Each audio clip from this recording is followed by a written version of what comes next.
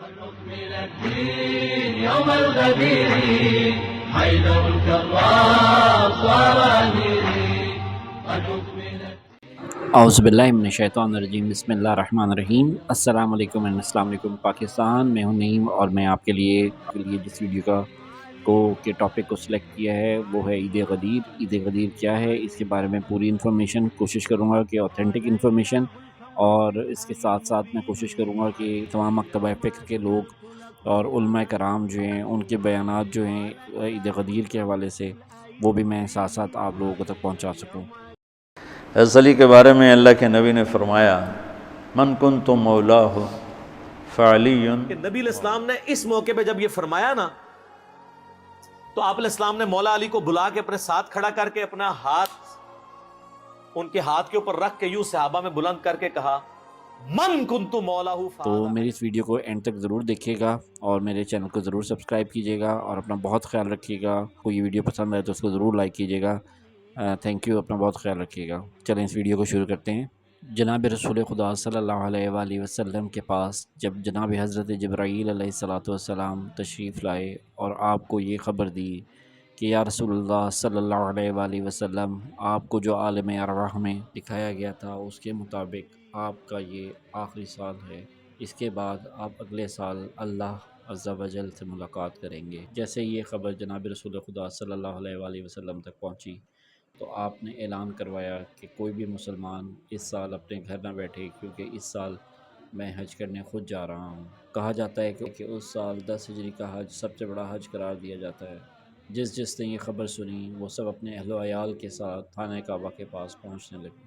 تمام اصحاب رسول صلی اللہ علیہ وآلہ وسلم نے جناب رسول خدا صلی اللہ علیہ وآلہ وسلم کے ساتھ حج ادا کیا. اس کے بعد تمام اصحاب اور خود جناب رسول خدا صلی اللہ علیہ وآلہ وسلم مکہ سے مدینہ کی طرف روانہ ہوئے. جیسے ہی آپ غدیر خم کے مقام پر پہنچے، اللہ تعالیٰ نے حضرت جبریل علیہ السلام کو آپ کی طرف روانہ کیا اور یہ فرمایا آپ کے خالق کا ارادہ ہے وہ پیغام لوگوں تک پہنچا دیں جو اللہ تعالیٰ نے آپ صلی اللہ علیہ وآلہ وسلم پر لازم قرار دیا ہے. اگر آپ نے آج یہ پیغام حق نہ پہنچایا تو سمجھ لیجیے گا کہ آپ صلی اللہ علیہ وآلہ وسلم نے رسالت کا کوئی بھی کام سر انجام نہیں دیا.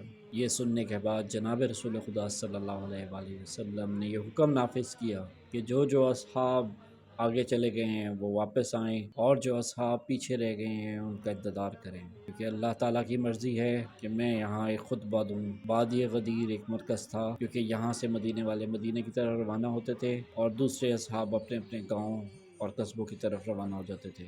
اسی لیے اللہ تعالیٰ نے اس اہم کام کے لیے اس مقام کو منتخب کیا. جب سب لوگ جمع ہو گئے تو جناب رسول خدا صلی اللہ علیہ وآلہ وسلم سے اصحاب نے پوچھا کہ یا رسول اللہ صلی اللہ علیہ وآلہ وسلم، اس میدان کے اندر ہم ممبر کیسے بنائیں؟ جناب رسول خدا صلی اللہ علیہ وآلہ وسلم نے ارشاد فرمایا کہ اپنے اپنے اونٹوں سے پلان اتارو اور ان سے ایک ممبر بناؤ کہ آج کا پیغام حق و باطل کی پہچان ہے. اس طرح اونٹوں کے پلان سے ممبر بنایا گیا اور جب تمام اصحاب آن پہنچے تو جناب رسول خدا صلی اللہ علیہ وآلہ وسلم ممبر پر تشریف لائے اور فرمانے لگے اے لوگو، میں وہ محمد ہوں جس کو اللہ نے منتخب کیا تاکہ میں اللہ کا دین سمجھا سکوں، حلال و حرام میں فرق بتا سکوں، اللہ کا قرآن تم تک پہنچا سکوں.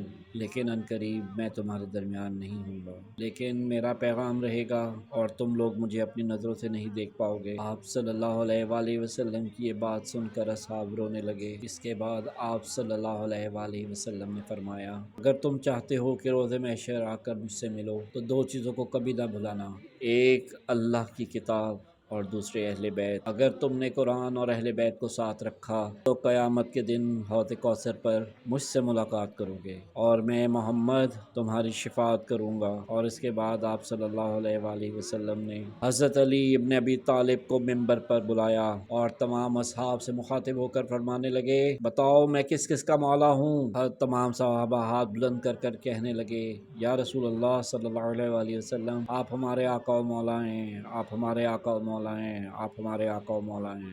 پھر جناب رسول خدا صلی اللہ علیہ وآلہ وسلم نے حضرت علی علیہ السلام کا ہاتھ بلند کیا اور فرمایا من کنت مولا فہذا علی مولا، جس کا میں مولا ہوں اس کا یہ علی مولا ہے. تمام اصحاب اللہ اکبر اللہ اکبر اللہ اکبر اسی اسنا میں ایک منافق آ کر کہنے لگا اے اللہ کے رسول یہ پیغام آپ نے اپنی طرف سے سنایا ہے یا اللہ کی طرف سے سنایا ہے؟ اس کے بعد جناب رسول خدا صلی اللہ علیہ وآلہ وسلم نے فرمایا کہ میں تو اللہ کے حکم کے بغیر اپنی زبان کو حرکت تک نہیں دیتا۔ تو وہ ملعون کہنے لگا کہ اے رسول اللہ صلی اللہ علیہ وآلہ وسلم اگر یہ پیغام اللہ کی طرف سے ہے تو اللہ کو کہیں کہ مجھ پہ عذاب نازل کرے۔ یہ کہنے کی دیر تھی کہ اتنے میں ایک پتھر آسمان سے آیا اور اس منافق کے سر پر لگا اور وہ منافق اسی وقت باصر جہنم ہوا۔ اصحاب نے جیسے ہی یہ منظر دیکھا تو علی مولا کی صدائیں بلند ہونا لگیں اور اللہ کے رسول نے اپنے ہاتھوں کو بلند کر کے فرمایا اے اللہ جو اس علی کا دشمن وہ میرا دشمن اور جو میرا دشمن وہ اللہ کا دشمن، جو اس علی کا دوست وہ میرا دوست اور جو میرا دوست وہ اللہ کا دوست۔ یا اللہ اپنی رحمتیں اور برکتیں ان پر نازل فرما جو اس علی سے پیار کریں، اے اللہ اس پر لعنت کر جو اس علی سے دشمنی کرے۔ ہر کوئی امام علی کو مبارکباد پیش کرنے لگا۔ اللہ کے رسول نے خیمہ نصب کیا اور تمام اصحاب کو یہ حکم دیا کہ ایک ایک صحابی آئے اور حضرت علی علیہ السلام کے ہاتھ پر امام علی علیہ السلام کی سرداری کو قبول کرے۔ 3 دن تک بیعت کا یہ سلسلہ جاری رہا۔ اللہ کی رحمت غدیر پر برستی رہی۔ تمام انبیاء، اولیاء، فرشتے اور جن و انس امام علی علیہ السلام کو جناب رسول خدا صلی اللہ علیہ وآلہ وسلم کے جانشین ہونے کی مبارکباد پیش کرتے رہے۔ میں سلام بھیجتا ہوں اللہ کے رسول صلی اللہ علیہ وآلہ وسلم پر، اور میں سلام بھیجتا ہوں علی ابن ابی طالب پر، اور میں سلام پیش کرتا ہوں مومنین پر جو حضرت علی علیہ السلام کو حق کا امام مانتے ہیں۔ حضرت علی کے بارے میں اللہ کے نبی نے فرمایا من کنت مولاہ فعلی مولاہ، جس کا میں مولا ہوں علی اس کا مولا ہے۔ اور یہاں مولا سے مراد دوست نہیں ہے، یہ ہم دوست کا ترجمہ کرتے ہیں آقا، سردار، جس کا میں سردار ہوں علی اس کے سردار ہیں۔ اس کے پیچھے ایک کافی پس منظر میں بہت سی چیزیں ہیں، ان کی صفائی کرنے کے لیے میرے نبی نے غدیر خم پر یہ حدیث بیان فرمائی خطبے میں کہ جس کا میں مولا ہوں اس کا علی مولا ہے۔